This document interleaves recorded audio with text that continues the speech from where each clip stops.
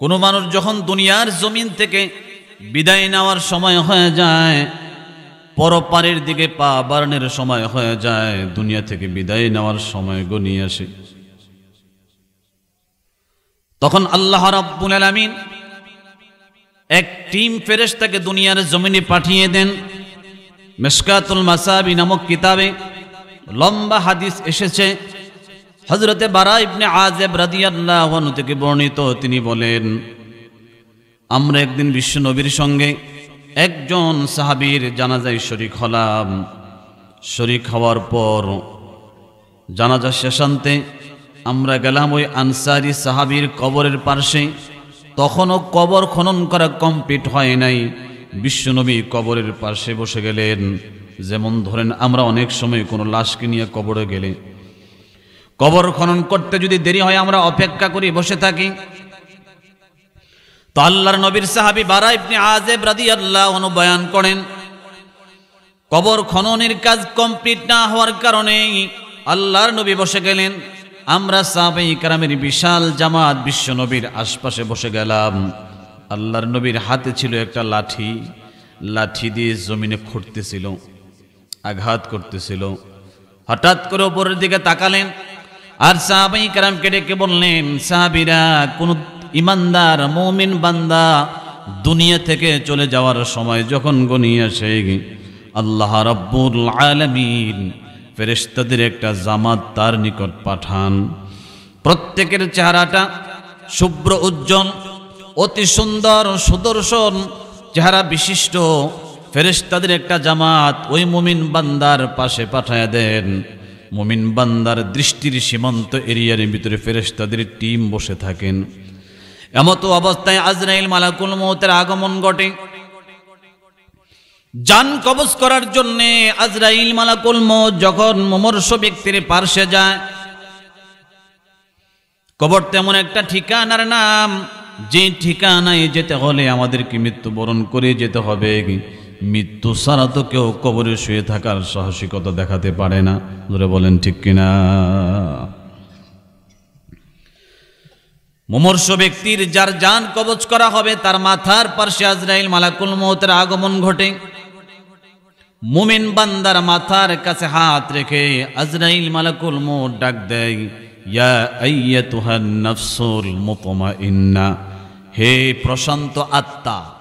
আজরাইলের এখন দরকার হলো আত্মাটা বের করা। কাজ কি? আত্মাটাকে আওয়াজ দিন, আওয়াজ দিন। কাজটা কি? আত্মাটাকে বের করা। আত্মা নিয়ে যাবে, বডি নেবে না। বডি তো আমাদের কাছেই থাকে। আজরাইল মালাকুল মউত আত্মাটাকে বের করার জন্য মাথায় হাত রেখে বলবে, ইয়া আইয়াতুহান নাফসুল মুতমাইন্না, হে সৎ আত্মা বের হয়ে আসো। ইরজিই ইলা রাব্বিক, হাদিসের পরিভাষায় পাওয়া যায় উখরুজি ইলা রাব্বিক, তুমি তোমার রবের দিকে ফিরে আসো।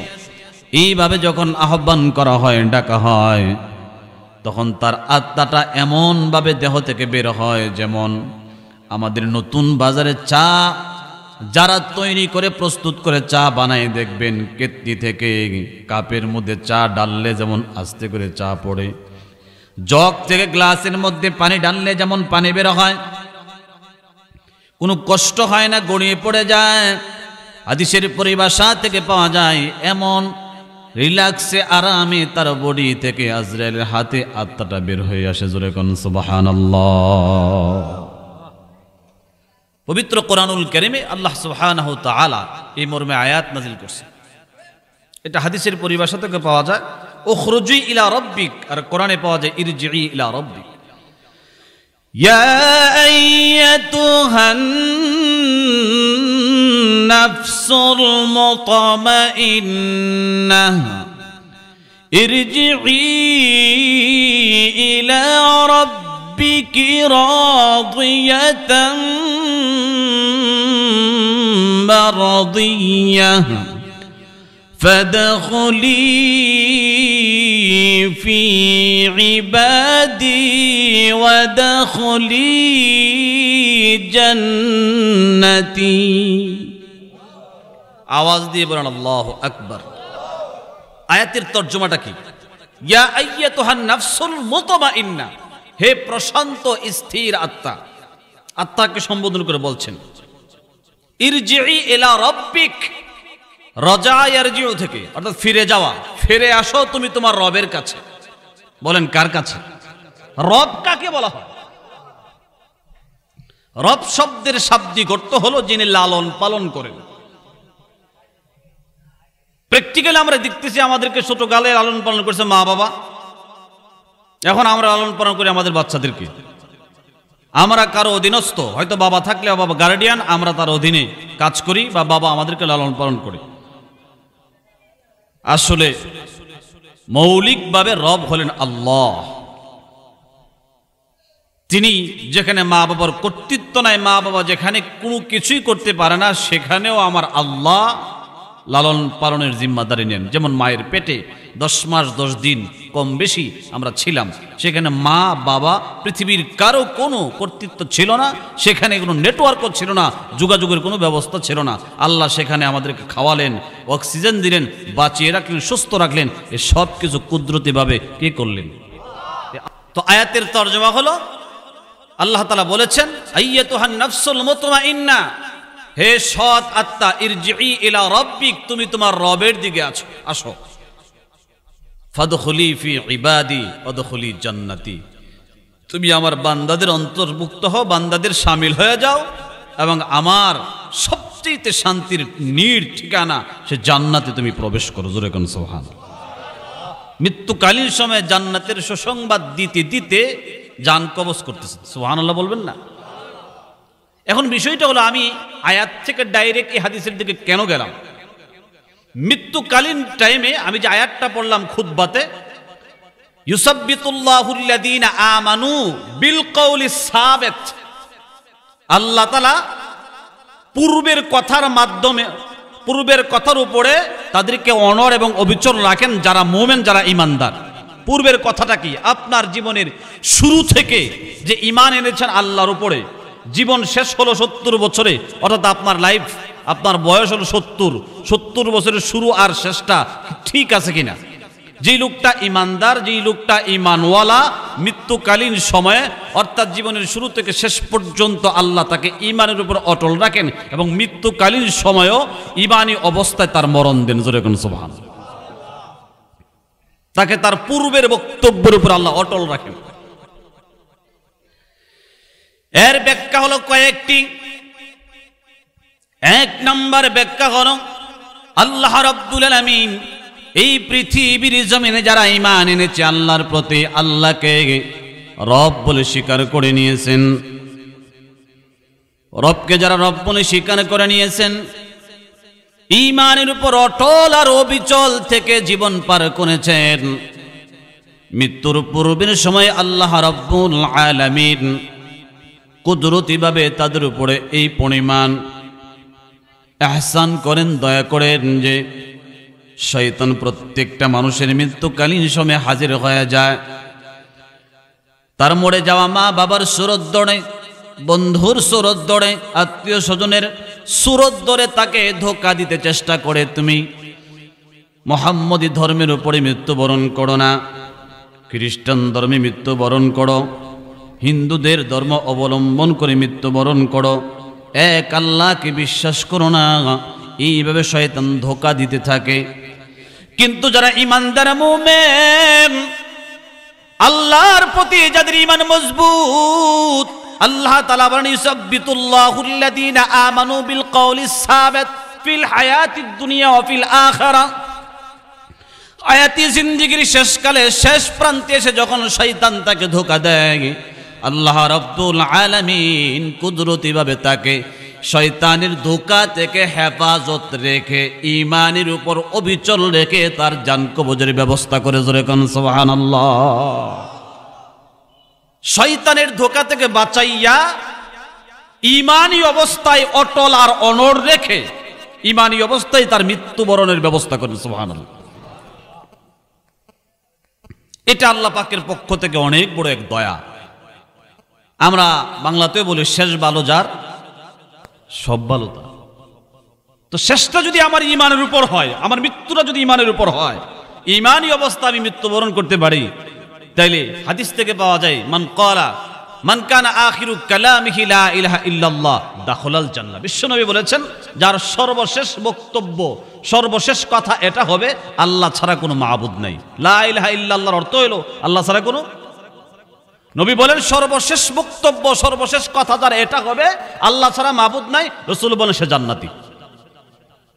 তো মৃত্যুকালীন সময় আল্লাহ রাব্বুল আলামিন একটা হেল্প করবেন, সহযোগিতা করবেন। আল্লাহ তাআলা কুদরতি পাওয়ার আর ক্ষমতার বলে ঈমানের উপর অটল রাখবেন। দ্বিতীয় নম্বর সহযোগিতা, ঈমানের উপর অটল আর অবিচল রাখার জন্য আল্লাহ রাব্বুল আলামিন তার চোখের সামনে জান্নাতুল ফিরদাউসটা তুলে ধরবেন। জোরে কোন সুবহানাল্লাহ। জান্নাতকে তার সামনে তুলে ধরবেন। শয়তান ধোঁকা দিচ্ছে, বিভিন্ন ভাবে সে ধোঁকা খাচ্ছে, এই টাইমে আল্লাহ তাআলা জান্নাত তার সামনে তুলে ধরবেন। জান্নাতের নিয়ামতগুলো সেখানে কেমন ঠিকানা হবে, সুখ ও শান্তির কি কি আছে সেগুলো আল্লাহ তাআলা তার চোখের সামনে তুলে ধরবেন। জোরে কোন সুবহানাল্লাহ। না হবে তার মৃত্যুর কোনো কষ্ট, না শয়তানের ধোঁকা তার ভিতরে কাজ করবে। সে থাকবে কখন মরবে আর কখন জান্নাতে যাবে সে অপেক্ষায়। জোরে কোন সুবহানাল্লাহ। আমার ভাইরা, আমার বন্ধুরা, তো বলতেছিলাম আল্লাহর নবী বিশ্ব নবী সাহাবায়ে কেরামকে নিয়ে আনসারী সাহাবীর জানাজা শেষ করে কবরের পাশে বসে গেলেন। হাতে লাঠি, জমিনের ভিতরে খুঁড়তেছিল, লাঠি দিয়ে জমিনে আঘাত করতেছে।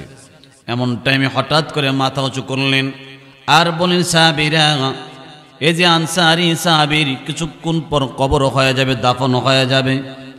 কবর এমন একটা ঠিকানা, যেই ঠিকানায় যাওয়ার পরে দুনিয়ার সব কিছু থেকে আমরা বঞ্চিত হয়ে যাব, বিচ্ছিন্ন হয়ে যাব। এই মুহূর্তে আপনি চাইলে আপনার ভাই যদি আমেরিকা থাকে, আপনি আমেরিকায় যোগাযোগ করতে পারবেন। ইমো কলের মাধ্যমে, মেসেঞ্জারের মাধ্যমে অথবা কন্টাক্ট কলের মাধ্যমে, মোবাইলের মাধ্যমে আপনি যোগাযোগ করতে পারবেন। এই যে আশপাশে কবরস্থানগুলো আছে, বিশাল বড় কবরস্থান, বালুয়াকান্দি কবরস্থান, এই কবরস্থানে যারা আজকে শুয়ে আছে, লক্ষ লক্ষ মানুষেরা শুয়ে আছে, মাইয়িতেরা শুয়ে আছে। বলেন তো যারা চলে গেছে আজ পর্যন্ত আমরা কারো সঙ্গে কোনোভাবে যোগাযোগের কোনো ব্যবস্থা করতে পেরেছি? সম্পূর্ণ বিচ্ছিন্ন নেটওয়ার্ক, সেখানে যোগাযোগের কোনো সিস্টেম নাই। কি হচ্ছে সেখানে, এই বিষয়টা যদিও উজ্জ্বল আমরা দেখি না, আমরা জানি না, কিন্তু বিশ্ব নবী রহমতের নবী আমাদেরকে যা যা বলেছেন পবিত্র কোরআনুল কারীম থেকে আমরা যা যা শুনেছি, পেয়েছি, শিখেছি, বলেন তো এগুলোর উপরে ঈমান আনা, বিশ্বাস করা, এটা ঈমানি এক দায়িত্ব কিনা? এজন্য আহলে সুন্নাত ওয়াল জামাতের আকীদা হলো আল জান্নাতু হাক্কুন ওয়ান নারু হাক্কুন আযাবুল কবরি হাক্কুন। জান্নাত সত্য যদিও দেখি নাই, জাহান্নামের আযাব সত্য যদিও দেখি নাই, কবরের আযাব সত্য যদিও দেখি নাই, সিরাত সত্য, পুল সিরাত যেটাকে বলা হয় এটাও সত্য যদিও দেখি নাই, পরকালীন বিষয়গুলো যদিও আমরা দেখি নাই, না দেখেও আমরা বিশ্বাস করতে হবে। বিশ্বাস করার নামই হলো ঈমানদার। আল্লাহকে আমরা দেখি নাই, না দেখেও আমরা মানি, বিশ্বাস করি, এই জন্য আমরা ঈমানদার। কিন্তু যারা দেখে নাই বিদায় বিশ্বাস করে না, তারা হবে বেঈমান। কিয়ামতের ময়দানে সব কিছু দেখবে, তখন তারা মানতে চাবে। বলেন তো তখনকার বিশ্বাস আর মানার দ্বারা কোনো লাভ হবে?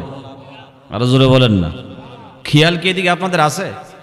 আল্লাহকে কি কোনোদিন দেখছেন? বিশ্বাস করি কিনা করি না? জান্নাতকে দেখছি, বিশ্বাস করি কিনা করি না? কবরের আযাবকে আমরা দেখতেছি, বিশ্বাস করি কিনা করি না? এগুলো বিশ্বাস করতে হবে আপনাকে। মৃত্যুর পর কাফেররা সব দেখবে, জান্নাত দেখবে, জাহান্নাম দেখবে, আযাব দেখবে, সব দেখার পরে তখন বলবে আমরা ঈমান আনছি। এই মুহূর্তে এখন আমরা ঈমান আনছি, বলেন তো দেখি তখনকার ঈমান কি কোনো কাজে আসবে? কাজে আসবে, কোনো লাভ হবে না। তো আল্লাহর নবী সাহাবায়ে কেরামকে বয়ান করতেছেন, ইস্তাইজ বিল্লাহি মিন আযাবিল কবর। এ সাহাবীরা, কবরের আযাব থেকে তোমরা আল্লাহর কাছে পানা চাও। কার কাছে পানা চাইতে বলছে? আল্লাহর কাছে। কবরের আযাব থেকে আল্লাহর কাছে তোমরা পানা চাও। এখানে যারা বসা আছেন, সত্য করে বলেন তো দেখি, আপনার জীবনে কি আপনি কোনোদিন কবরের আযাব থেকে আল্লাহর কাছে পানা চাইছেন? তো ওয়াজ ঠিকই আছে, ওয়াজ ঠিক আছে না? তাহলে কবর থেকে যে আল্লাহর কাছে পানা চাইতে হয় কবরের আযাব থেকে, এটা আপনারা জানেন না এখনো। এখন মৃত্যু হলে সর্বপ্রথম আপনাকে নেওয়া হবে বালুয়াকান্দি কবরস্থানে, ঠিক না? বলেন না আওয়াজ দিয়া, কবরস্থানে নেওয়া হবে না? এটা প্রথম ঘাঁটি, চেকপোস্ট। এখানেই আপনাকে প্রথম চেক করা হবে। চেকাররা বসে আছেন আপনাকে চেক করার জন্য। প্রথম চেকপোস্টে চেকে যা ধরা পড়বে সব অনুযায়ী আপনার নামে একটা ডায়েরি হয়ে যাবে। যতদিন পর্যন্ত আপনাকে আলমে বারজাখ কবরে থাকতে হবে, এটাকে পরকালীন বিষয়টাকে আলমে বারজাখ বলা হয়। এটা দুনিয়ার জগৎ, এটা এরপরে বরজাখ, এরপরে হলো আখিরাত, জান্নাত বা জাহান্নাম যেটাকে বলে। তো রাসূল বললেন ইস্তাইজ বিল্লাহি মিন আযাবিল কবর, কবরের আযাব থেকে তোমরা পানা চাও। লাশ সামনে নিয়ে কবরের সামনে রাসূল সাহাবীদেরকে বয়ান করতেছেন, সেই বয়ানটা আমি আপনাদেরকে শোনাইতেছি সরাসরি হাদিস থেকে। তাইলে আমার সাথে আপনারা একসাথে কবরের আযাব থেকে আল্লাহর কাছে পানা চান। রাসূল যেমনে চাইতেন আমি ঠিক এমনি আপনাদেরকে পানা চাওয়ার জন্য বলছি। আমার সাথে পড়ুন, আল্লাহুম্মা ইন্না নাউযু বিকা মিন আযাবিল কবর। বাংলায় বলবেন, আল্লাহ কবরের আযাব থেকে তোমার কাছে পানা চাই। ও মালিক, দুনিয়াতে কষ্ট দিয়ে নাও, দুনিয়াতে কষ্ট দাও, দুঃখ দাও, বেদনা দাও, কবরে আযাব দিও না গো আল্লাহ। কবরের আযাব এত কঠিন, এত কষ্ট হবে। আজকে দুনিয়ার জমিনে একটু ব্যথা পেলে সন্তান পাশে দাঁড়ায় যায়, স্ত্রী পাশে দাঁড়ায় যায়, পাড়া প্রতিবেশী পাশে দাঁড়ায় যায়, আপনজন আপনার পাশে দাঁড়ায় যাবে, হেল্প করার জন্য এগিয়ে আসবে। কবর এমন একটা ঠিকানা যেখানে সন্তান যাবে না, মা যাবে না, বন্ধু যাবে না, আপনজন স্ত্রী সন্তান কেউ যাবে না। আপনাকে একা একা সেখানে রেখে আসবে। যত বিপদ হবে একাই পোহাতে হবে, কারো কাছে আপনি হেল্প পাবেন না, সহযোগিতা পাবেন না। খলিফাতুল মুসলিমিন হযরত ওমর রাদিয়াল্লাহু আনহু কবর দেখলে এমন কান্না করতেন, ঘন দাড়িওয়ালা মানুষ, কানতে কানতে দাড়িগুলো ভিজে বুক পর্যন্ত ভেসে যাইত পানিতে। সাহাবায়ে কেরাম প্রশ্ন করতেন, ওমর আপনি একজন পাহলুয়ান মানুষ, জান্নাতের বয়ান শুনলে তো কাঁদেন না, জাহান্নামের বয়ান শুনলে তো কাঁদেন না, কিন্তু কবর দেখলে তো কান্না করেন, কারণ কি? হযরত ওমর বলেন, কবর হলো মৃত্যুর উপর আখিরাতের জন্য প্রথম চেকপোস্ট। এখানে কোনো মানুষ যদি মুক্তি পেয়ে যায়, বাকি সব ঘাটিতে মুক্তি পেয়ে যাবে। আল্লাহু আকবার বলেন। আর কবরে যদি কোনো মানুষ ধরা পড়ে যায়, প্রত্যেকটা ঘাটিতে তার বিপদ হবে, ধরা পড়ে যাবে। জোরে কন্না নাউযুবিল্লাহ। এই জন্য কবরের আযাব থেকে আল্লাহর কাছে বেশি বেশি পানা চাওয়া। আজকে কবরের কথা স্মরণই নেই আমাদের। মানুষ আজকে সবচেয়ে উদাসীন। মৃত্যু যে হবে, কবরে যে যেতে হবে, এটা কি কোনো সন্দেহ আছে নাকি? বলেন না, সন্দেহ আছে? কিন্তু কবর থেকে আমরা গাফেল, উদাসীন, মনেই রাখি না। 1 বছর, 2 বছর, 5 বছর, 10 বছর যাবত আমার যে মরতে হবে, আমাকে যে কবরে যেতে হবে, এটা দিল থেকে আমি স্মরণ করি না, ঘুমের করে আমি কল্পনা করি না। যদি আমার ভিতরে কল্পনা থাকতো তো এক ওয়াক্ত নামাজও আমার দ্বারা কাজা হতো না, আমি একটুও দিন থেকে দূরে সরতাম না। আজকে কবরের স্মরণ থেকে আমরা উদাসীন এবং গাফেল হয়ে আছি। জোরে বলেন নাউযুবিল্লাহ।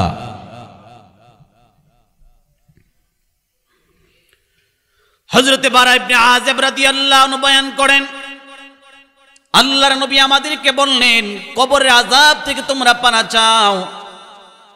কারণ রাসূল বয়ান করছেন, মুমিন বান্দার সামনে যখন জান কবজের জন্য আজরাইল মালাকুল মউত হাজির হয়, নেককারের কাছে যখন আজরাইল মালাকুল মউত হাজির হয়ে যায় জান কবজ করার জন্য, তার দৃষ্টির সীমান্ত এরিয়ায় জান্নাতি শুভ্র উজ্জ্বল চেহারা বিশিষ্ট ফেরেশতাদের একটা জামাত বসা থাকবে। তাদের হাতে থাকবে জান্নাতি কাফনের কাপড়, তাদের হাতে থাকবে জান্নাতি কৌটা, আতরের কৌটা, আতরের ডিব্বা, সুগ্রাণযুক্ত মেশক আম্বর মিশ্রিত কাফনের কাপড়ে লাগানো এ আতর বিশিষ্ট কৌটা নিয়ে জান্নাতি পোশাক নিয়ে, জান্নাতি কাফনের কাপড় নিয়ে দৃষ্টির সীমান্ত এড়িয়ে বসা থাকবে।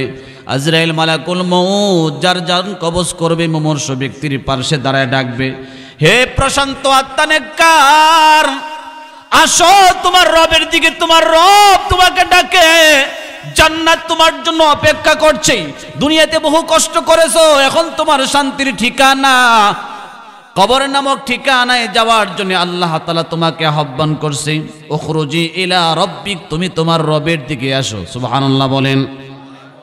এইভাবে যখন ডাকা হবে, যে দৃষ্টান্ত দিলাম কিতাবে লেখে, আস্তে করে তার আত্মাটা আজরাইলের হাতে বের হয়ে আসবে।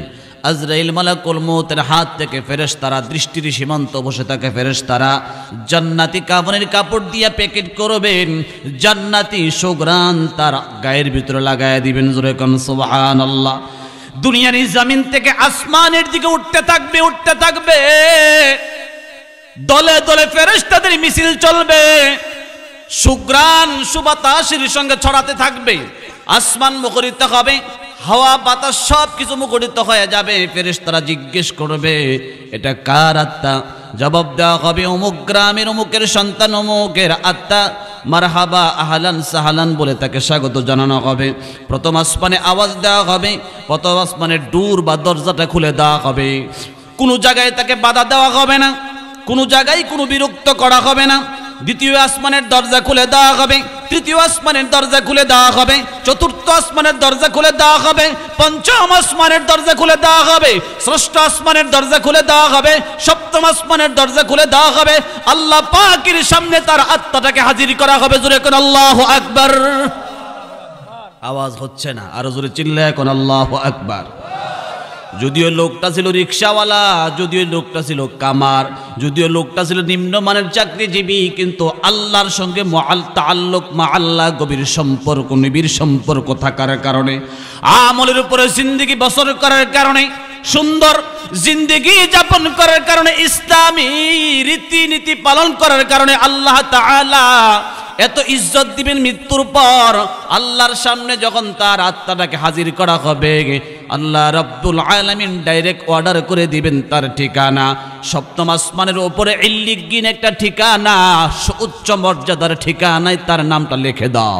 অতঃপর তাকে জমিনের নিচে কবরে যে তার দেহটাকে দেওয়া হয়েছে, মাটি দেওয়া হয়েছে, তার দেহের ভিতরে তার আত্মাটাকে ঢুকায়া দাও। কারণ আমি আল্লাহ একটা রুলস করেছি, প্রত্যেকটা মানুষকে আমি আল্লাহ মাটি থেকে সৃষ্টি করেছি, আবার সেই মাটির ভিতরে ঢোকার জন্য আমি আল্লাহ সিস্টেম রেখে দিয়েছি। কিয়ামতের ময়দানে আমি আল্লাহ আবার সেই মাটির ভিতর থেকে তাদেরকে বের করব। জোরে কোন সুবহানাল্লাহ।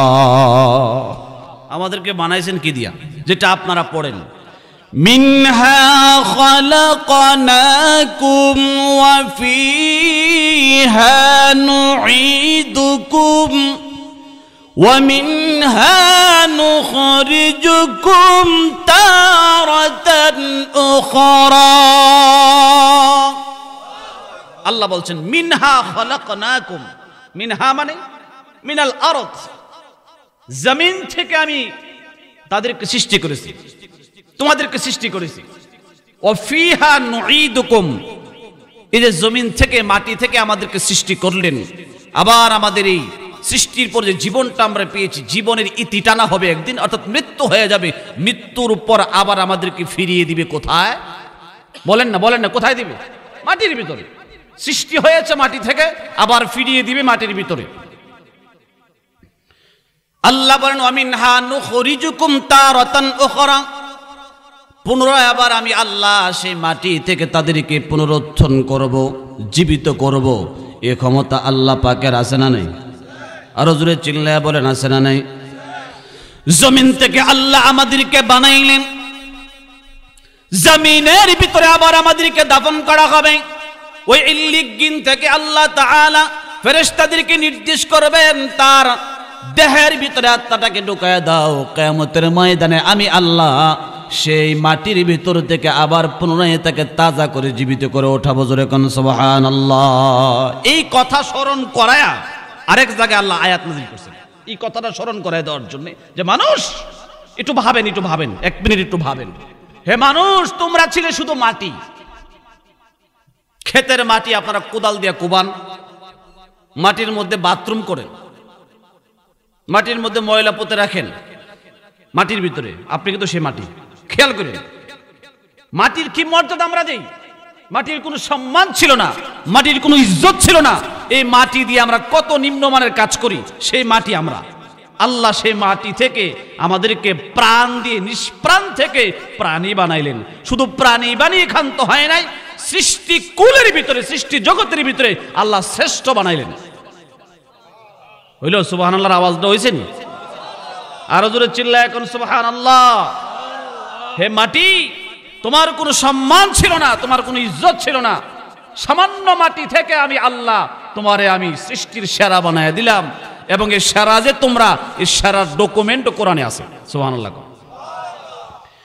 ওয়ালাকাদ কাররামনা বানি আদম লাকাদ খালাকনাল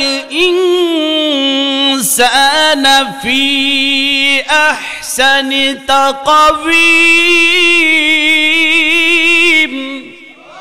দুটি আয়াত পড়লাম। এক আয়াতে আল্লাহ বলেন ওয়ালাকাদ কাররামনা বানি আদম, আমি সবচেয়ে সম্মানিত করলাম আদম সন্তানকে। সুবহানাল্লাহ। সূরা ৩ আল্লাহ বলেন লাকাদ খালাকনাল ইনসানা ফি আহসানি তাকওয়িম, সর্বোৎকৃষ্ট চেহারা দিয়ে, সর্বসুন্দর, সবচেয়ে সুন্দর চেহারা দিয়ে আমি আল্লাহ মানুষকে বানাইলাম। সুবহানাল্লাহ। একটা মানুষকে বিউটি পার্লার থেকে, জেন্টস বিউটি পার্লারে, অর্থাৎ পুরুষেরও বিউটি পার্লার আছে, এখন খালি মেয়েদের না, পুরুষেরও পার্লার আছে। সেখানে গেলে পুরুষকে সাজানো হয়। জামাই মনে করে নতুন বিয়ে করবে, তারা সাজানো হলো। একটা পুরুষকে সাজাইলে তার সৌন্দর্য কমে না বাড়ে? বলেন বলেন না, বল, বাস্তবটাই বলেন না, বাড়ে। একটা মেয়েকে বিউটি পার্লার থেকে সাজাইলে, নাকে একটু নতুন জিনিস লাগাইলে, কানে দুইটা দুল ঝুলাইয়া দিলে, হাতে দুইটা বালা দিলে, এরপরে তাকে সুন্দর করে সাজাইলে সৌন্দর্য কমে না বাড়ে? নতুন ব্লাউজ, নতুন ছায়া, নতুন শাড়ি পরাইলে তার সৌন্দর্য বাড়ে। এই যে জিনিসগুলা মানে সাজাইলে সৌন্দর্য বাড়ে, কারণ হলো আল্লাহ সৃষ্টির সেরা, সর্বোত্তম করে, সর্বশ্রেষ্ঠ করে সৌন্দর্য দিয়ে আল্লাহ মানুষকে বানাইলেন। এই জন্য এখানে সুন্দর লাগাইলে সৌন্দর্য বাড়ে। পক্ষান্তরে যদি একটা ব্লাউজ অথবা একটা পেডিকোট একটা বিলাইরে বা একটা কুত্তারে যদি পরায় দেন আর বিউটি পার্লার থেকে সাজান, কোন তার সৌন্দর্য বাড়বে না কমবে? কমে যাবে। মানুষ হাসাহাসি করবে, তামাশা করবে, ঠিক না? বিলারে ব্লাউজ পরালে কি সুন্দর আছে? অথবা আপনাদের বাড়িতে বিলাই আছে, এটা যদি একটু আইবুড়ো লাগাই দেন, একটু কাজল লাগাই দেন, একটু সোনো পাউডার দেন তার মুখে, সৌন্দর্য বাড়বে না কমবে? কমবে। মানুষ হাসবে। তার মানে হাসির পাত্র হয়ে গেল, সৌন্দর্য বাড়লো না। মানুষ যে সুন্দর এটা প্র্যাকটিক্যালি বুঝেন, যে এখানে সুন্দর লাগাইলে সুন্দর বাড়ে, এই সৌন্দর্যটা অন্য জায়গায় লাগলে এটা কালি হয়ে যাবে, ময়লা হয়ে যাবে, সাইড বাই সাইড, ঠিক না? তো আল্লাহ রাব্বুল আলামিন সৃষ্টির সেরা মানুষকে বানায়া বলে, হে মানুষ, আমি আল্লাহ তোমাদেরকে মাটি থেকে বানাইলাম, সৃষ্টির সেরা বানাইলাম, শ্রেষ্ঠত্ব দিলাম, এত কিছু আমি তোমাকে দেওয়ার পরও তুমি কেমন করে আমি আল্লাহর সাথে নাফরমানি করো? আমরা কি নাফরমানি করি না?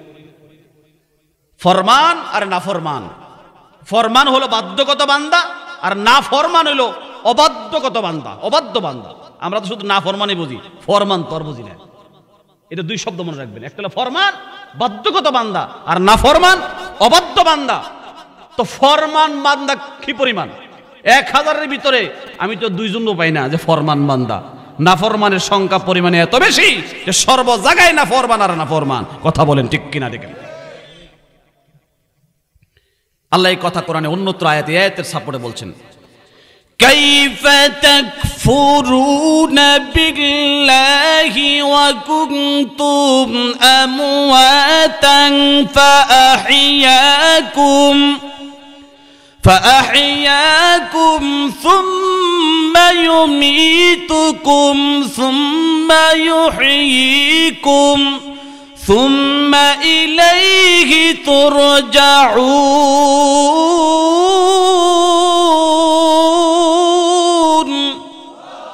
আল্লাহ বলেন, কাইফা তাকফুরুনা বিল্লাহ, কেমন করে তুমি তোমার রব আল্লাহর নাফরমানি করো। ও কুনতুম আমওয়াতা, অথচ তোমরা ছিলে নিষ্প্রাণ, তোমাদের কোনো প্রাণ ছিল না, তোমাদের কোনো আত্মা ছিল না, তুমি ছিলে সামান্য মাটি। ফাআহইয়াকুম, আমি আল্লাহ তোমাকে জীবন দিলাম, প্রাণ দিলাম। এই জীবনের পরে আল্লাহ বলেন সুম্মা ইউমিতুকুম, তোমাকে আবার মরণ দেওয়া হবে। মরণের পরে সুম্মা ইউহয়িকুম, আবারও জীবন দেওয়া হবে, কবর থেকে ওঠানো হবে। এই সব কারামতি, এই সব ক্ষমতা, এই সব শক্তি একমাত্র কার? না আরো কারো আছে? আমাদের এলাকায় কেমন লোক আছে নাকি কারিগর, যিনি মারেন, যিনি জীবিত করেন, জিনিস দিলেই একটা মানুষ বানাইতে পারেন, দিলেই আবার কবর দিয়ে আনেন, আবার পরের দিন তৈরি করেন, এমন আছে নাকি কেউ? এই সব ক্ষমতা আল্লাহর কাছে রাখে।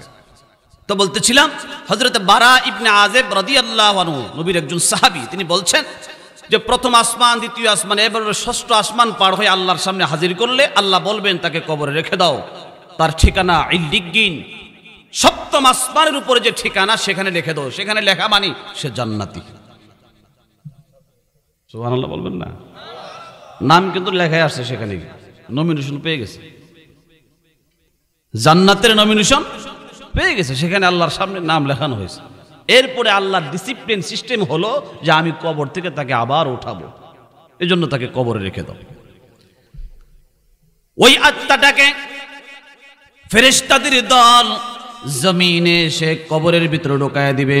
তার দেহের ভিতরে যখন ঢোকানো হবে, এমনি ভিন্ন হাদিস থেকে প্রমাণ, আপনারা যে হাদিসটা জানেন, দুইজন ফেরেশতার আগমন ঘটবে, একজনের নাম মুনকার আর একজনের নাম হলো নাকির।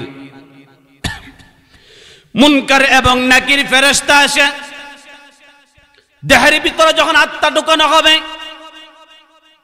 আল্লাহর ওই বান্দাকে প্রশ্ন করবেন, মার রব্বুকা, তোমার রব কে? প্রথম প্রশ্ন হলো মার রব্বুকা, তোমার রব কে, পরিচয় দাও। সুবহানাল্লাহ বলেন। আজকে ব্যতিক্রম একটু ব্যাখ্যা করব আমি আপনাকে, তাহলে আপনারা সহজে বুঝবেন এবং ভালো লাগবে। প্রশ্নই করা হবে প্রথম, খেয়াল করবেন, প্রথম প্রশ্ন হবে কবরে তোমার রবকে পরিচয় দাও। এখন আপনাদের কাছে আমার প্রশ্ন হলো, রবের কারবার কতটুকু করছেন?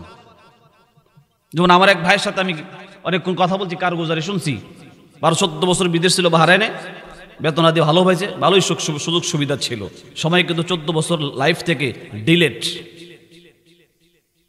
জিন্দিগির হায়াত থেকে 14 বছর বিতাড়িত, মানে চলে গেছে। আমার জিন্দিগি থেকে যতটুকু চলে গেছে এটা কি আর আসবে? আসবে না।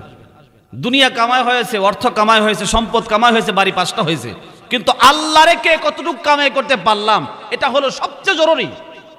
ঠিক না? বলেন না ঠিক কি না? দুনিয়া তো বিকদ্রে জরুরত, জরুরতের বেশি আপনি খেতে পারবেন না। আপনার আমি কথাটা বলি প্রায় সময়, যে এক আস্তা গরু জবাই করে ভুনা করে আপনার সামনে দিলাম, খাও, খেতে কি পারবেন?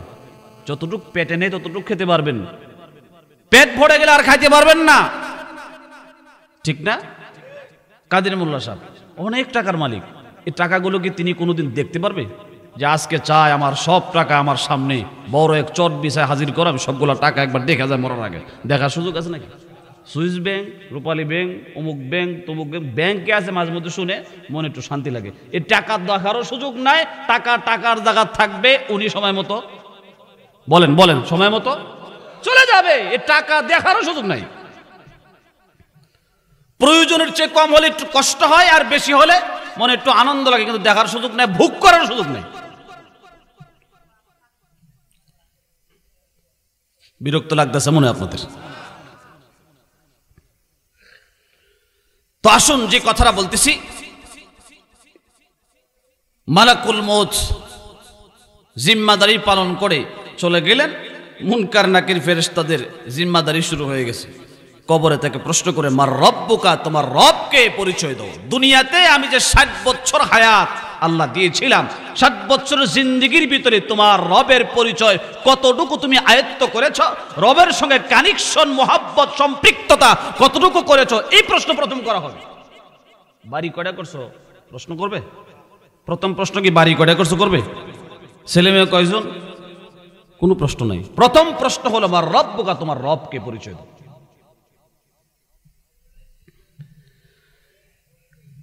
পৃথিবীর জমিনে যারা 5 ওয়াক্ত নামাজে রীতিমতো ওয়াক্তমতো রবের কারবার করেছে, রবকে ডেকেছে, রবের নাম উচ্চারণ করেছে, রবের ডাকে সাড়া দিয়েছে, এ সমস্ত বান্দারা প্রশ্ন করার সাথে সাথে জবান দিয়ে আওয়াজ বের হবে, আল্লাহ তাআলা কুদরতি ভাবে জবান দিয়া বের করে দিবে রব্বি আল্লাহ,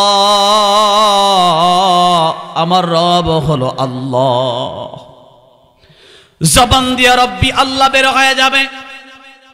ওই সমস্ত বান্দাদের জবান দিয়ে বের হবে রব্বি মানে আমার রব, আল্লাহ মানে আল্লাহ, আমার রব আল্লাহ।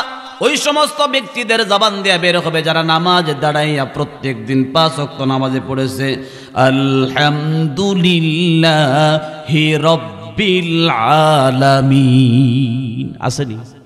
বলেন আওয়াজ দিয়ে, রব্বিল আলামিন আসেনি? বলেন আসেনি? গত 1 বছরের ভিতরে যারা রব্বিল আলামিন বলেন নাই, আপনার সম্পর্ক আল্লাহর সাথে কঠিন।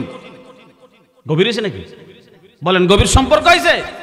গত 2 বছর যারা রব্বিল আলামিন বলেন নাই, গত 3 বছর যারা রব্বিল আলামিন পড়েন নাই, গত 10 বছর যারা রব্বিল আলামিন উচ্চারণ করেন নাই, তারা কি জবাব দিবেন কবরে? বলেন। কবরে প্রথম প্রশ্ন করা হবে তোমার রবকে, অথচ বিগত 10 বছরে আপনার রবকে জানেন না।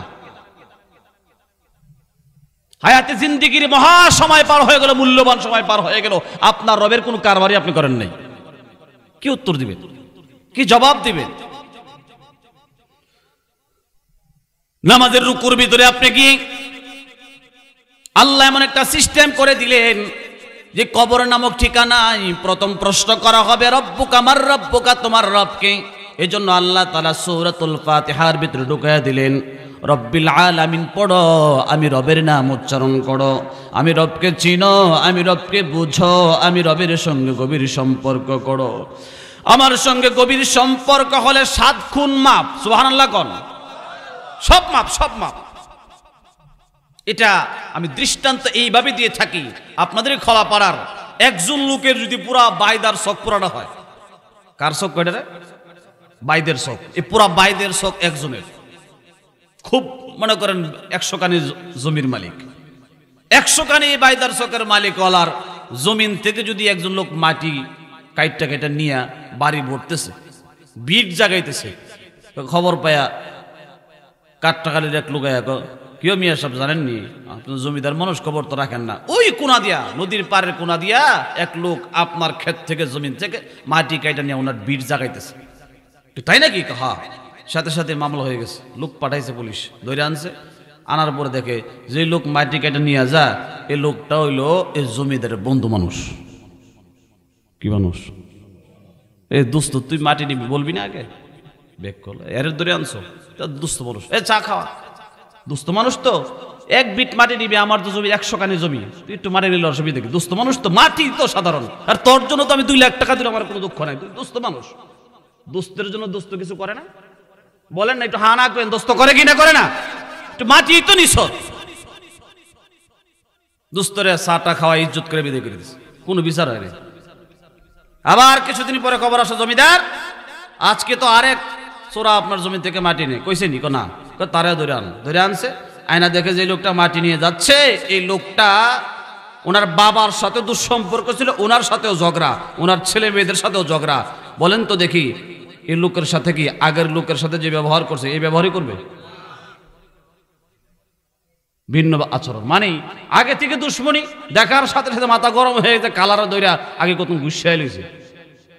এর পুলিশের কাছে দিছে, এরা সাইজ করেন, টাকা লাগলে 20,000 নেন, এর ইচ্ছা মতো রিমান্ডে মারেন, সুযোগ যেহেতু পাওয়া গেছে। একজন বায়দার শখের মালিকের যদি 2 জন ব্যক্তির সাথে একই অপরাধে অপরাধী 2 জন ব্যক্তি 2 জনের সঙ্গে ভিন্ন ভিন্ন মুআমালা লেনদেন করে ব্যবহার করে, তাম পৃথিবীর এই জমিন মূল মালিককে বলেন তো দেখি, আওয়াজ দেন, উচ্চারণ করে বলেন, সমস্ত জমির মালিককে? বাংলাদেশের মালিক শুধু আল্লাহ, সারা পৃথিবীর জমির মালিককে? সেই আল্লাহর জমিনে আপনি একজন পার্সন, 1%, আপনি 1%। অথচ আপনি নিজের কি মনে করতেছেন? আমি মহা কিছু হয়ে গেলাম। আসলে বিমানে যারা উঠছেন আর দেখছেন, আমি অনেকবার দেখছি জানলা দিয়া, আলহামদুলিল্লাহ, বিদেশ যাই না, কিন্তু দেশে বিমানে যে কতবার উঠছে হিসাব নাই। জানালা দিয়ে উকি দিয়ে তাকাইলে মশার মতো দেখা যায় এই দুনিয়া, এই বাড়িঘরগুলো। আমরা যে 5 তালা করলে মনে করি বিশাল কিছু করছি, আসলে আকাশ থেকে তাকাইলে ছোট্ট ছোট্ট, এই মনে যে বাচ্চারা ছোট ছোট খেলনা দিয়ে খেলে না, খেলনার ঘর আছে না, এমন দেখা যায় ঢাকা শহরের বিল্ডিং গুলা উপর থেকে। তো সে আল্লাহ আরশে মুআল্লায় থেকে আমাদের কারবার দেখে তো হাসে, 5 টাকার মালিক হলে তুমি কি করো, একটা বিল্ডিং এর মালিক হলে তুমি কি করো, একটু নেতা হলে তুমি কি করো, চেয়ারম্যান হলে তুমি কি করো, অথচ আমি আল্লাহর ক্ষমতার সামনে তুমি কিছুই না। কোথায় নমরুদ, কারণ, ফেরাউন, যাদেরকে আমি অর্ধ পৃথিবীর ক্ষমতা দিয়েছি, এদেরকে সাইজ করছি আমি মাত্র একটা মশা দিয়া। আল্লাহু আকবার বলেন। আর তোমার মতো ব্যক্তি তুমি সামান্য কিছুর মালিক কত অহংকার আর বাহাদুরি করতেছ। ভাইরা আমার, বন্ধুরা আমার, সেদিকে গেলাম না। তো তামাম দুনিয়ার জমির মালিক যদি আল্লাহ হয়, সেই জমিদারের দৃষ্টান্ত আপনাকে গ্রহণ করতে হবে। জমিদারের সঙ্গে সুসম্পর্ক থাকার কারণে জমিদার, বন্ধু আমার মাটি নিয়েছ আর নাও, বন্ধুরে চা পান করে বিদায় দিল। দ্বিতীয় ব্যক্তির সঙ্গে সুসম্পর্ক না থাকার কারণে জমির মাটি নেওয়ার কারণে তাকে শাস্তির আওতায় আনলো, রিমান্ডের মার খাওয়ালো, শাস্তি দিল। ঠিক তদ্রূপ ভাবে আজকে দুনিয়ার জমিনে বসবাস করে, আল্লাহর জমিনে অক্সিজেন নিয়ে, আল্লাহর অক্সিজেন ব্যবহার করে, আল্লাহর জমিনের ফসল ভোগ করে, আল্লাহর জমিনে চলাফেরা করে, আল্লাহর জমিনের উপরে সব কিছু বুক বিলাস করে, আল্লাহর সঙ্গে যখন আপনার গভীর নিবিড় সম্পর্ক হবে না, সম্পর্ক যদি বিচ্ছিন্ন করে, দুঃসম্পর্ক করে কবরে যান, খোদার কসম করে বনি, কবর নামক ঠিকানায় যাওয়ার পরে রিমান্ডের মাঠ থেকে কেউ আপনাকে রক্ষা করতে পারবে না। আর আল্লাহর সঙ্গে যদি গভীর নবীর সম্পর্ক করে আপনি কবরে যান, তামাম দুনিয়ার মানুষ আপনাকে খারাপ বলল, আমার আল্লাহ আপনার জন্য জান্নাতের ঠিকানা বরাদ্দ রাখবে। জোরে কোন সুবহানাল্লাহ। সুতরাং এই সম্পর্কটা করতে হবে আল্লাহর সাথে দুনিয়াতে থাকতে থাকতে। প্রশ্ন করা হবে, মার রব্বুকা, তোমার রবকে। তো যারা প্রত্যেকদিন 5 ওয়াক্ত নামাজ আলহামদুলিল্লাহি রাব্বিল আলামিন, রব্বিল আলামিন 5 ওয়াক্ত নামাজে উচ্চারণ করেছে, নামাজের রুকুতে গিয়ে সুবহান রাব্বিয়াল আলা বলে, দেখছেন নি অবস্থাটা? রুকুতে গিয়ে কি আলা না আজিম? আমাকে ঈদগাহ তো দেখলাম একজনে এক ঈদের নামাজের মধ্যে সুবহান রাব্বিয়াল আলা কইতেছে রুকুতে গিয়া, মাইক দেয়া। আমি কারবার দেখছো, হইছে না ঘটনা? এমন অশুদ্ধের ভিতরে যদি ইমাম সাহেব থাকে তাহলে মসজিদের অবস্থা তো 12টা হয়েছে। যে কথাটা বলতেছিলাম, রুকুতে যাওয়ার পরে সুবহান রাব্বিয়াল আযীম, দেখেন এখানে রাব্বিয়াল আযীম আসেনি, রব বলেন বলেন, রব আসেনি? সুবহানা অতীব পবিত্র, রব্বিয়া মানে আমার রব, আল আযীম যিনি মহান, আমার মহান রব অতি পবিত্র। পৃথিবীতে নামাজে দাঁড়ায় রব্বিল আলামিন বলেছেন, রুকুতে যাওয়ার পরে রব্বিয়াল আযীম বলেছেন, আবার সিজদায় পড়ে হাঁটু গেড়ে মাথাকে জমিনে ঠেকাইয়া 5 ওয়াক্ত নামাজে যেই বান্দা রব্বিয়াল আলা বলেছে, আল্লাহকে যেই বান্দা রুকুতে গিয়া ডাকছে, সিজদায় গিয়া আল্লাহকে ডাকছে, নামাজে দাঁড়ায় আল্লাহকে ডাকছে। হে মুসলমান ইমানদার, আল্লাহর ডাক ডাকতে ডাকতে যার মরণ হবে, কবর নামক ঠিকানায় যাওয়ার পর যখন প্রশ্ন করা হবে মার রব্বুকা, তোমার রবকে, আল্লাহ পাকের কুদরত থেকে ক্ষমতা তার দিলের ভিতরে আল্লাহ তাআলা দিয়ে দিবেন, জবান দিয়ে আল্লাহ বের করে দিবে, আমার রব হলেন আল্লাহ। সুবহানাল্লাহ বলেন। আমারে আল্লাহকে প্রশ্ন করো, মাত্র আল্লাহর কাম করে আইছি। মূলত আমরা আল্লাহর কাজই করি না। আশা করি আল্লাহ আমাকে জান্নাত দিয়ে দিবে, আশা করি কবরের প্রশ্ন সহজ হয়ে যাবে, না। খেয়ালের ভিতরে, মস্তিষ্কের ভিতরে আল্লাহ ঢেলে দিবেন যদি আল্লাহর কাজ আপনি করে যান। ভাইরা আমার, বন্ধুরা আমার, দ্বিতীয় প্রশ্ন করা হবে, ওমা দীনুকা, তোমার ধর্ম কি? এখন কথা হলো, এখন ধর্মের আলোচনা করলে কিন্তু জটিল কঠিন হয়ে যায়। আমি খুঁজে পাই না, বুঝেও পাই না, মুসলমান আর অমুসলমান, বেঈমান আর ইমানদারের ভিতরে পার্থক্য আমি খুঁজে পাই না। না পোশাকে পাই, না আমলে পাই, না চলনে পাই, না বলনে পাই, কোনো কিছুর ভিতরে পার্থক্য নাই। আমাদের আমিরগঞ্জ ইউনিয়নের ভিতরে যতগুলো বড়ি ব্যবসায়ী আছে, গাঞ্জা ব্যবসায়ী আছে, নেশাখোর আছে, চোর আছে, ডাকাত আছে, সবগুলো হিন্দু। এত আস্তে আওয়াজ করতেছেন, মনে করেন আপনারাও কিছু টেকা খাইছেন না, কেল্লাই জানেন। আস্তে কোন কে, সবগুলা হিন্দু? এগুলো কি?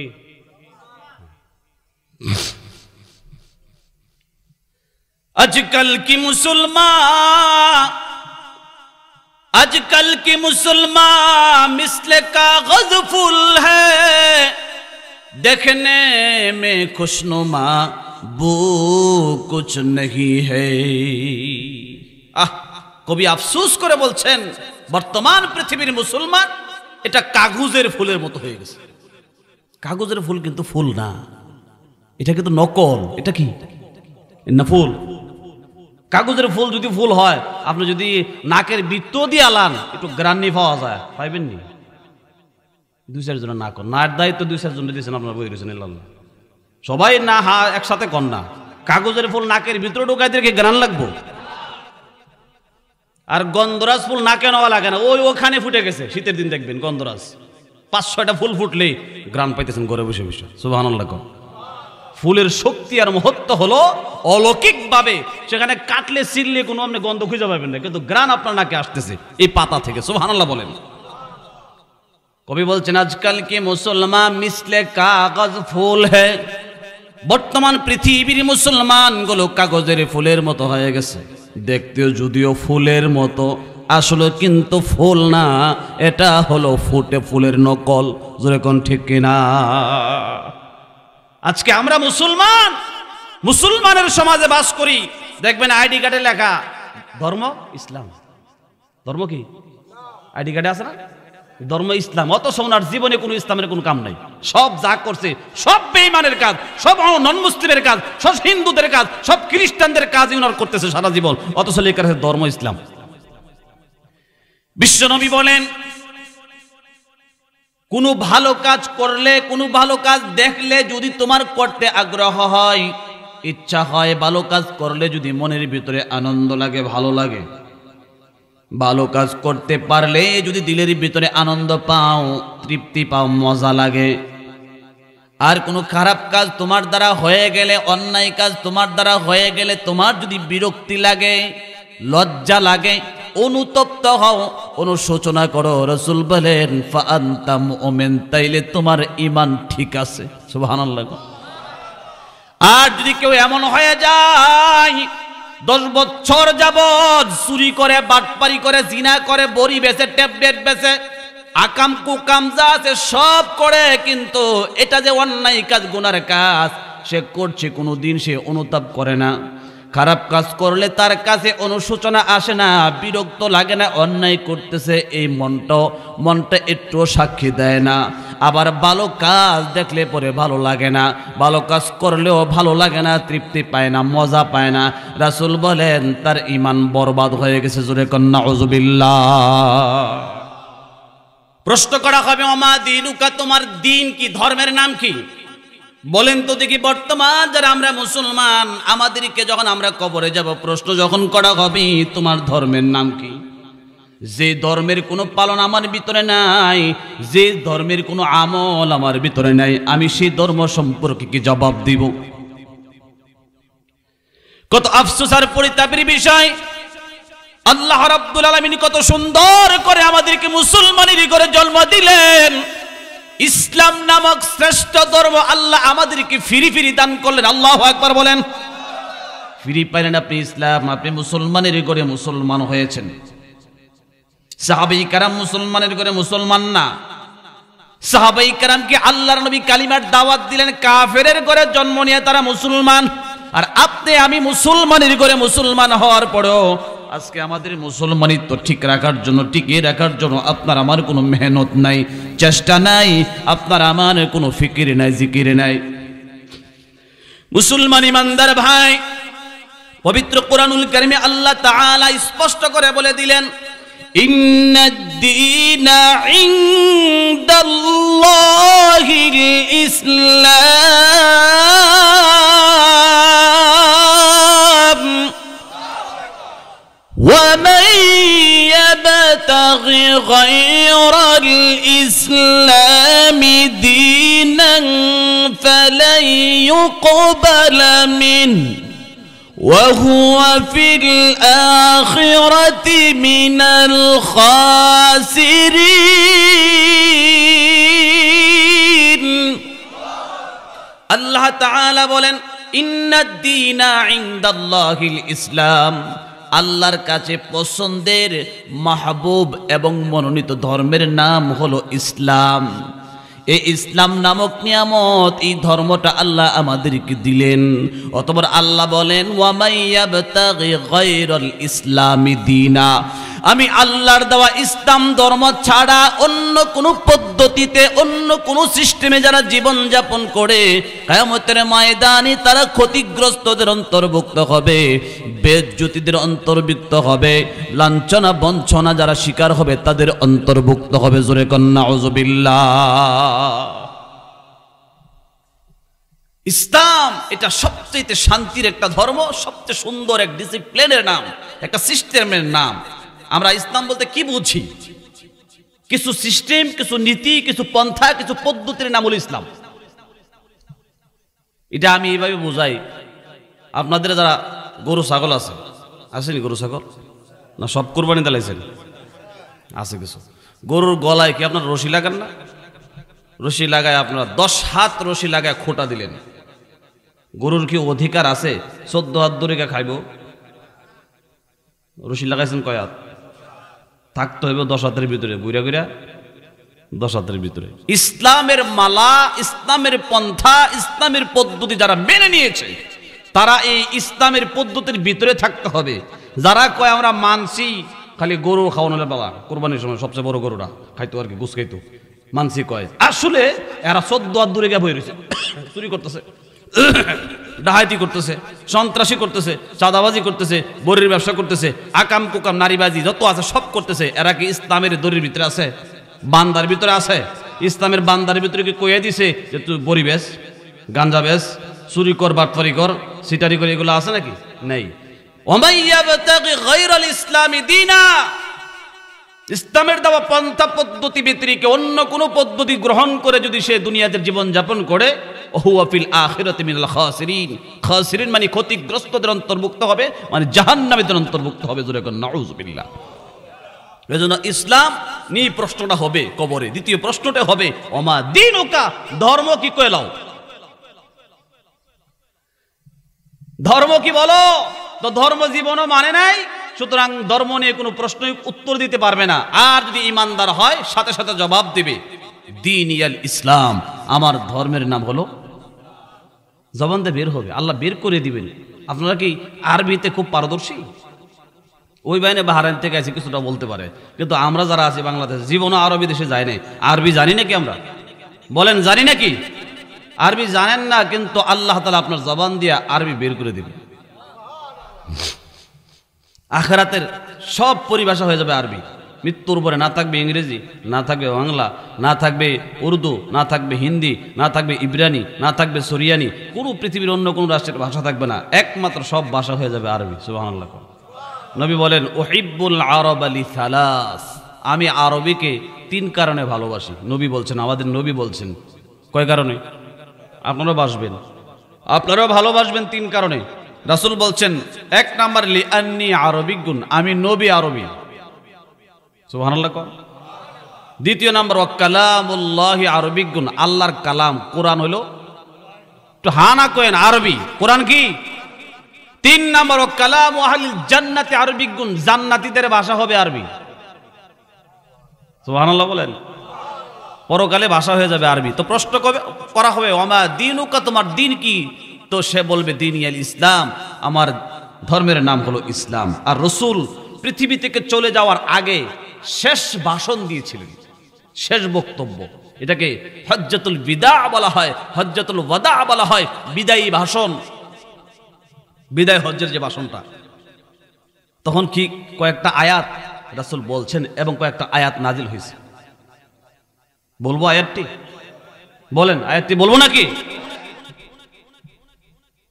রাসূলের বিদায়ের কালে, ইন্তেকালের পূর্বে যে আয়াতগুলো নাজিল হলো, যে আয়াতগুলো আল্লাহ তাআলা নাজিল করলেন, এর মধ্যে একটা আয়াত হলো এটা, আল-ইয়াউমা আকমালতু লাকুম দীনাকুম। দিনের কথা আছে, কিন্তু প্রশ্ন হবে ওমা দীনুকা, তোমার ধর্ম কি? দেখেন রাসূল চলে যায়, দিনের কথাটা সর্বশেষ বলে যায় কোরআনের আয়াত থেকে। اليوم أكملت لكم دينكم وأتممت عليكم نعمتي ورضيت لكم الإسلام دينا আলিয়াউমা আকমালতু লাকুম দীনাকুম, আজকের দিন তোমাদের ধর্মকে কমপ্লিট করা হয়েছে। রাসূল থাকা অবস্থায় দিন ধর্মটা ইসলামটা কমপ্লিট ছিল। ওয়া আতমামতু আলাইকুম নি'মাতি, এবং আমার নিয়ামত তোমাদের উপরে পরিপূর্ণ করে দিলাম। অরদিতু লাকুমুল ইসলাম দীনা, এবং তোমাদের জন্য পছন্দ করে নিয়েছি ইসলাম নামক ধর্মকে। জোরে বলুন সুবহানাল্লাহ। রাসূলের বিদায় হজ্জের ভাষণটা ছিল যে ইসলাম নামক এই দিনটা তোমাদের জন্য আমি রাসূল মনোনীত করেছি, পছন্দ করে রেখে গেলাম। সর্বশেষ বিদায় হজ্জের যে কথা কবরে হবে সে প্রশ্ন, ওমা দীনুকা, ধর্মটা কি কইলাম? কোন ধর্মের উপর 70 বছর পার হয়ে আসছে? কোন ধর্মের উপর 40 বছর জীবন পার করছো? বলো। চুল যদি ওমেগা তোমেগার মতো কাইটা থাকো, এমনি কাইটা নিয়ে বানছে খোফা আছে নি? কথা কন না, আছে না নাই? বালা কাপড় তিয়া আরোদা সিরা ফ্যান আছে নি? বলা মানে এটা ইসলামের মধ্যে আছে। কথা কন, আসেনি ইসলামের মধ্যে? চুল মহিলার মতো খোফা বান্ত ইসলামের মধ্যে আছে। হাতের মধ্যে বালা মালা কয়টা ফুইন্দা বেসলাইট মেসলাইট আছে না? কতলি জলস্তি, গলার মধ্যে শিওল কুতি ফেসায় তুই পাগল আধা পাগল কালি মনে মন করে শর্টকাইনারও গেছে, আছে না কিছু বলা মানে? এটা কি ইসলাম ধর্ম মানতেছে? কথা বলেন, মানতেছে নাকি? কমপ্লিট ধর্ম না মেনে মন মতো যারা জিন্দেগি যাপন করছে, কবরে যখন প্রশ্ন করা হবে, দ্বিতীয় প্রশ্ন হা হা লা আদ্রি, জবাব আসবে। হাদিসের পরিভাষে পাওয়া যায়, আফসোস করবে, হায় হায়, হা হা মানে হায় হায়, লা আদ্রি, আমি তো জানি না আমার ধর্মটা কি। অথচ মুসলমানের ধর্মের উপরই তার জীবন পার হয়েছে, সে বলতে পারে না। 3 নম্বর প্রশ্ন করা হবে, ওমান নাবিয়্যুকা, অথবা ওমান হাদার রাজুল আল্লাযী বুইসা ফীকুম।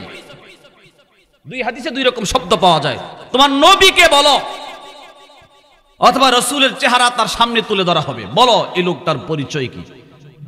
মুমিন ইমানদারের জবান থেকে বের হবে, হাদা মুহাম্মাদুর রাসূলুল্লাহ সাল্লাল্লাহু আলাইহি ওয়াসাল্লাম, তিনি আল্লাহর রাসূল মুহাম্মাদুর রাসূলুল্লাহ। জোরে বলুন সুবহানাল্লাহ। যখনই 3টি প্রশ্নের জবাব মুমিন বান্দার জবান দিয়ে বের হয়ে যাবে, খেয়াল করে দিলের কানে কথাগুলো শুনুন। এটা একটা ইন্টারভিউ, কবরে প্রথম গাটি, প্রথম চেকপোস্ট। এই প্রশ্নগুলোর মাধ্যমে চেক করা হয়ে যাবে, প্রশ্নগুলোর মাধ্যমে ইন্টারভিউ হয়ে যাবে। 60 বছরের জিন্দেগির রেজাল্ট কিন্তু তখন বের হবে। 3টা প্রশ্ন যখন জবান দিয়া বের হয়ে যাবে, সঠিক উত্তর দিবে।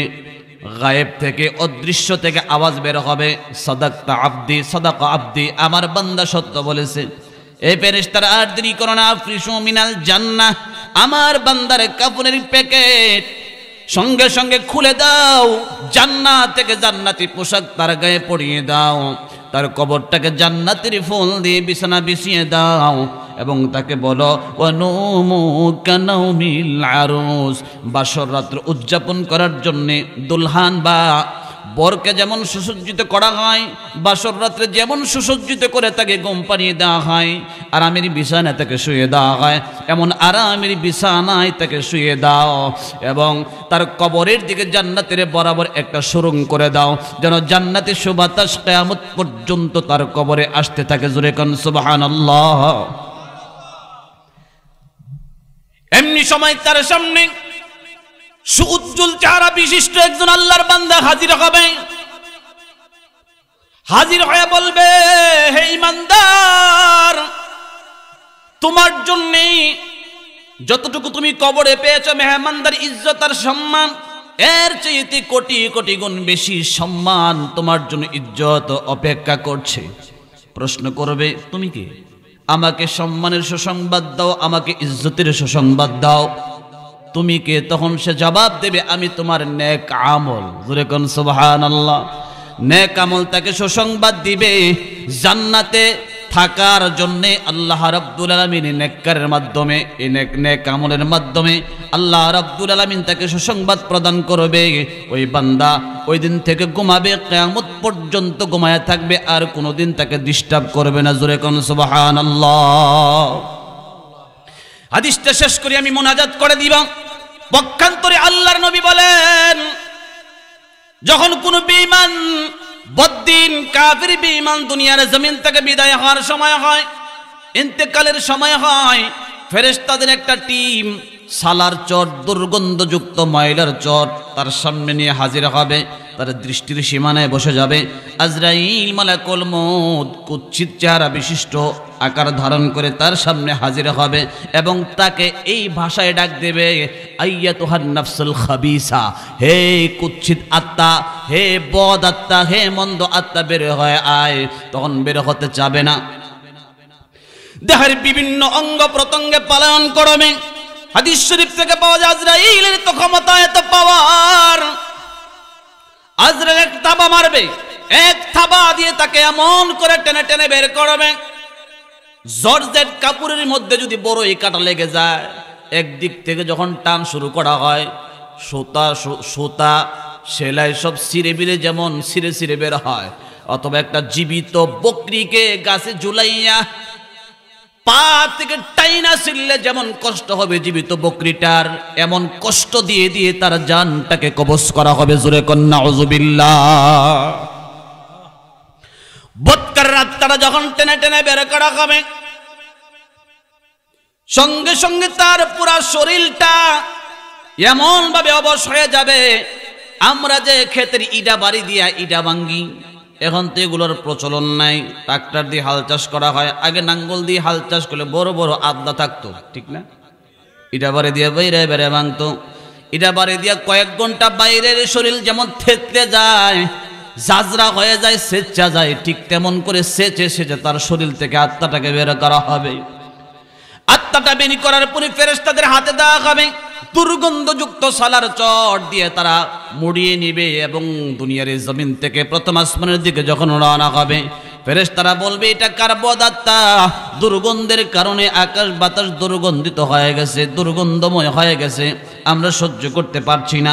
প্রথম আসমানে নেওয়ার পরে দরজা খোলা হবে না, আসমান থেকে আল্লাহ তাআলা গায়েবী ভাবে আওয়াজ দিবে, তাকে আসমানে ঠিকানা দেওয়া হবে না, জায়গা দেওয়া হবে না, সাত জমিনের নিচে সিজ্জিনে তার ঠিকানা, সেখানে তার নামটা লেখায় দাও। জোরে কন্যা নাউযুবিল্লাহ।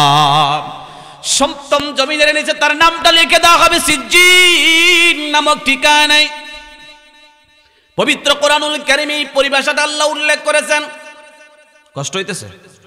কোরআনে এই সত্যটাকে আল্লাহ তাআলা এই কথাটা উল্লেখ করেছেন, প্রথম আসমানে নেওয়ার পরেই আসমানের দরজা খোলা হবে না, দরজা খোলার কোনো সুযোগ নাই, ডাইরেক্ট নিষেধ। লা তুফাত্তাহু লাহুম আবওয়াবুস সামাই ওয়া লা ইয়াদখুলুনাল জান্নাতা হাত্তা ইয়ালিজাল জামালু ফি সাম্মিল খিয়াত। কোরআনের আয়াত, আল্লাহ তাআলা বলেন যে লা তুফাত্তাহু লাহুম আবওয়াবুস সামাই, একটি আসমানের দরজাও তাদের জন্য খোলা হবে না, ওয়ালা ইয়াদখুলুনাল জান্নাহ, জান্নাতে তাদেরকে প্রবেশ করানো হবে না ততক্ষণ পর্যন্ত। শর্ত দিলেন, দেখেন একটা কথা হলো একটা না করে দেওয়া, আর একটা হলো নার সাথে সাথে একটু টিটকারি করে না করা। দিতেন না ভালো কথা, আবার একটু টিটকারি করে না করছেন, এটা লজ্জা বেশি না? আল্লাহ বলেন ওয়ালা ইয়াদখুলুনাল জান্নাতা হাত্তা ইয়ালিজাল জামালু ফি সাম্মিল খিয়াত। একটা সুয়ের ছিদ্র দিয়া একটা গরু ঢুকান যাব? বুঝছেন নি কথা? উট কি গরুর চেয়ে বড় না ছিল? বড়। আল্লাহ তাআলা বলেন সুয়ের ছিদ্র দিয়ে একটা উট ঢুকানো যেমন অসম্ভব, কোনোদিনই সম্ভব না, এ সমস্ত মানুষগুলো জান্নাতে যাওয়াও এমন সম্ভব না। আল্লাহ কয় উট যদি সুয়ের ছিদ্র যাইতারে তো এরা জান্নাতে যাইতাম। সুবহানাল্লাহ বলে বুঝলো? কন নাউজুবিল্লাহ। কোন সুবহানাল্লাহ নাউজুবিল্লাহ যে আবদাই কইতে থাকেন ফেসলা গেলে তো না, এই জন্য তো সুবহানাল্লাহ কমছে তোর সব জায়গায় না বুঝলে চুপ থাকেন। জাহান্নামের খবর শুনলে আযাবের কথা শুনে নাউজুবিল্লাহ বলতে হইব, আশ্চর্য খবর শুনলে সুবহানাল্লাহ বলতে হইব, খুশির সংবাদ ভালো খবর টবর পাইলে আলহামদুলিল্লাহ। জানেন না আমরা একটা বিয়া করামো, কি কইবেন? মুরব্বীরা কইতেছে আলহামদুলিল্লাহ, আমরা বিয়া করবো মনে হয়।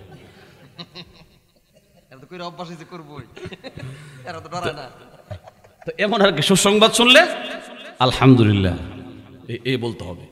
তো আল্লাহ তাআলা বলছেন লা তুফাত্তাহু লাহুম আবওয়াবুস সামাই, এই সমস্ত বেঈমান কাফের বা নাফরমানদের জন্য আসমানের দরজা খোলা হবে না, ডোর বন্ধ থাকবে, সব দরজা বন্ধ, লক করে দেওয়া হবে। মনে করেন কত বেজ্জতির কথা, পৃথিবীতে সে ছিল মন্ত্রী, টিয়া পয়সা খাইছে আর কি, রেলের টিয়া, গাড়ির টিয়া, এমনি টিয়া হেমনে টিয়া, খায়া খুয়া ফেড আছে নিয়ে অনেক আছে, হ্যাঁ এই বড় যাবার হয়ে গেছে, বহু টিয়া পয়সা খাইছে। দুনিয়া তো সম্মানের শেষ ছিল না, উনি গাড়িটা নিয়ে গেলে পিছন দিকে পুলিশ ছিল, সিলটার দিত, মেহমানদারি করতো, কদর করতো।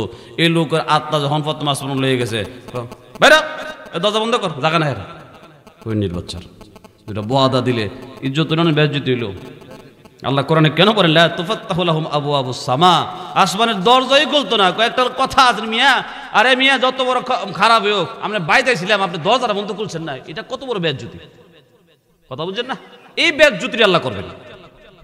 ওয়ালা ইয়াদখুলুনাল জান্নাহ, জান্নাতে ঢুকানো হবে না। যদি উট সুয়ের ছিদ্র দিয়ে ঢুকতে পারে তাহলে তাদের জান্নাতে যাওয়া সম্ভব হবে, নাহলে সম্ভব না। উট সুয়ের ছিদ্র দিয়ে ঢুকতেও পারবে না, এরা জান্নাতে যাইতে পারবে।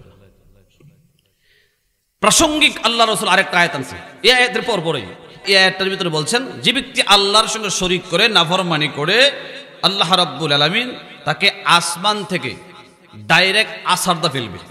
নাউজুবিল্লাহ। দৃষ্টান্ত দিলেন, ডাইরেক্ট আসমান থেকে ফেলে দিবে।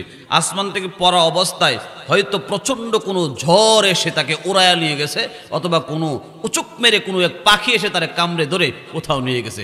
দৃষ্টান্তটা আল্লাহ এইভাবে দিলেন ওই সমস্ত ব্যক্তিদের জন্যে, অর্থাৎ তাকে আসমান থেকে ছুঁড়ে মারবে মানে কতটা বেজ্জতি আর লাঞ্ছিত করবে। পাঁচতলা বিল্ডিং থেকে যদি আপনারা ফালাইয়া দেয়, আপনার আড্ডি মাংস ঠিক থাকবে নি, আবার পড়ার আগে দেয় এমন তুফানে যে কইলিয়ে গেছে আপনার বিছড়ে বেঁচে না। কত বড় বেজ্জতি আর কত বড় আযাব, কত বড় শাস্তি। আল্লাহ বলেন ওই সমস্ত বান্দাদের এই আযাব যারা পৃথিবীতে নাফরমানি করেছে, বেঈমানি করেছে, আমি আল্লাহর নিয়ামত প্রাপ্ত হয়ে আমার সঙ্গে গাদ্দারি করেছে, তাদের আযাব হলো এটা। জোরে কোন নাউজ বিল্লাহ। এজন্য আমি আপনাদেরকে অনুরোধ করব, হায়াতে জিন্দেগীর সময়গুলো, মূল্যবান সময়গুলো চলে যাচ্ছে, অথচ আমরা ইবাদত থেকে উদাসীন, কবর থেকে উদাসীন। আমাদেরকে অবশ্যই নিঃসন্দেহে কবরে যেতে হবে, অথচ এই ফিকির আমাদের ভিতরে নাই। আল্লাহ সুবহানাহু ওয়া তাআলা আমাদের সকলকে কবরের চিন্তা করার, কবরের ফিকির করার, আমলি জিন্দেগি সাজানোর তৌফিক দান করুক। সকলে বলি আমিন। আর জোরে চিল্লায়া বলেন আল্লাহুম্মা আমিন।